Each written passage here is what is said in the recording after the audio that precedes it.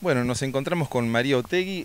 Ella está en una de las estaciones de Corteva, donde se está desarrollando una charla, una jornada a campo, en un día bastante gris, pero dejó hacer la jornada. Bueno, María, explícanos un poco qué es lo que el tema que vas a desarrollar, así la gente puede saber. Bueno, ¿qué tal? Buenos días.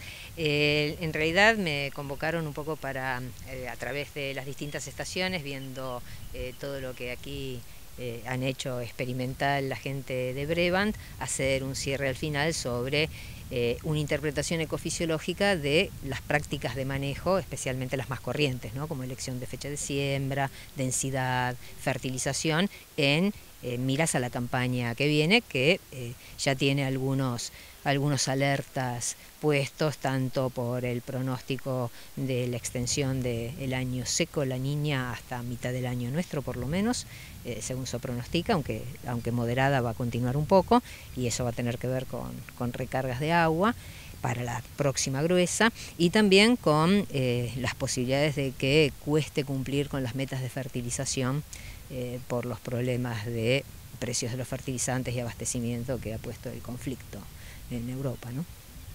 María, bueno, el clima hoy es determinante, bueno, siempre es determinante, pero hoy está como que está más complicado. Hay, seguramente tenés datos de zonas donde ha habido registros de lluvias importantes y en otro donde directamente no ha llovido, y hubo una semana que fue récord con esos 42 grados y de térmica de 48 que fue terrible. Sí, fue verdaderamente.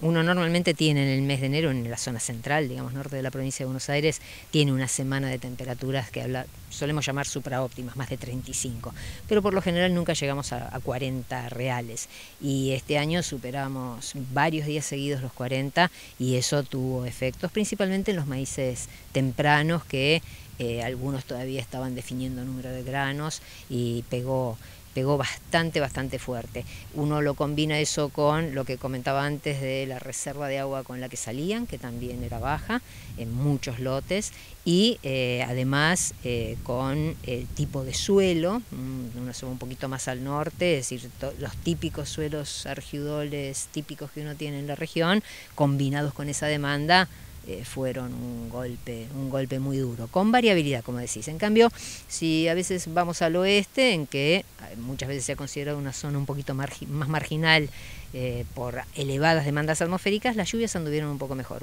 Acabo de venir de Córdoba y hay unos maíces espléndidos. No sé qué va a acusar la balanza después, pero a la vista están muy bien, estaban ya cosechando. Pero ha sido así heterogéneo, más el golpe de calor que estuvo en todas partes. Así que ya venía escuchando eso, que se espera en promedio para país, nivel país, una merma de cosecha de lo que estaba pronosticado de entre 15 y 20%, y eso es importante, ¿sí? Y buena parte de la merma está en la zona núcleo, norte de Buenos Aires, provincia del sur de Santa Fe, ¿no? Bueno, las empresas, los desarrollistas y todo se pelan las pestañas, como quien dice, en los laboratorios y todo, pero bueno, a campo la cosa es diferente. Y otra de las cosas que es diferente también es el tema del fertilizante, que si bien el productor siempre está apostando, pero a veces la macroeconomía genera decisiones o conflictos en una decisión donde terminás con los costos que haces evaluaciones. ¿Qué opinión tenés? Bueno, era lo que hablábamos un poquito al principio, ¿no? Va a ser la gran pregunta. Y además en cultivos como el maíz, que es el que nos ocupa en esta gira, los requerimientos son altos, muy altos, para los rendimientos objetivos que normalmente tiene el productor, como para que le cierre un margen.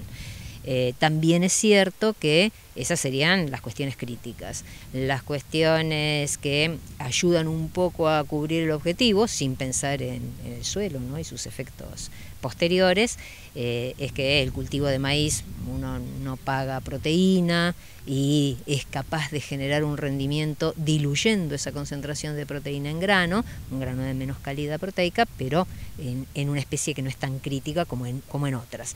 Entonces creo que atender la fertilización el año que viene va a tener que poner en juego todos esos aspectos, más uno que tiene que ver, de nuevo, una de cal y una de arena, compensar más muy atentamente en la eficiencia de recuperación. ¿Qué significa esto? Lo que el productor va a poner, ser lo más eficiente posible en capturarlo, porque muchas veces cuando los precios por ahí no son tan críticos como lo que se espera, hay pérdidas de fertilizante importantes y eso atenta contra el objetivo final.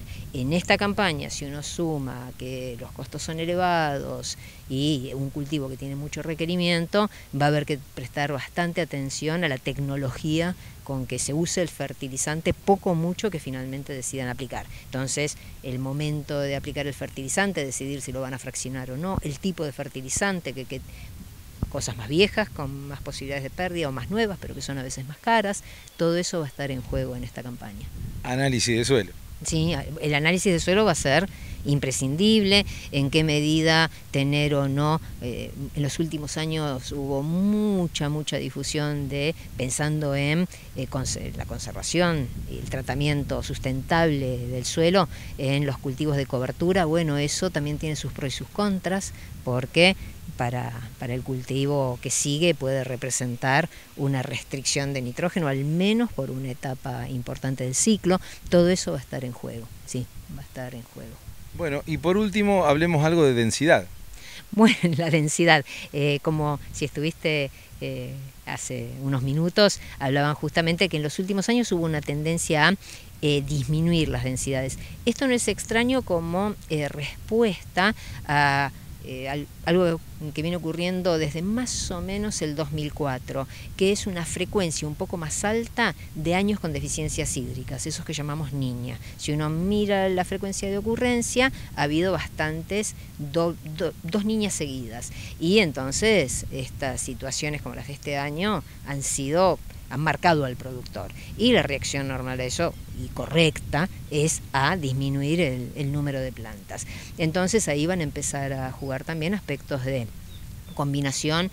En esta campaña fue muy crítica la interacción genotipo, o sea, el híbrido que eligió, y la densidad, porque el que se pasó un poquito para lo que hubiera sido recomendable, la variabilidad genotípica seguramente que acusó, y hubo en las redes, uno eso lo escuchó, porque hubo híbridos que no lo soportaron bien para nada, mientras que otros lo toleraron mejor, son más estables. Lo de 65.000 plantas por ejemplo. Exactamente, en cambio, exacto, una densidad un poquito más conservadora, que no se haya pasado de las 50 a 60.000 plantas, seguramente a los productores les dio un mejor resultado en esta última campaña.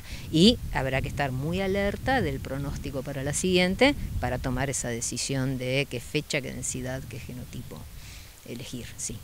Bueno, María, muchas gracias por vertir tus conocimientos, que son muchísimos. Y bueno, los productores lo van a saber utilizar. Bueno, espero que sí, y que salgan lo más airosos posibles de estas restricciones muchas que hay, ¿no?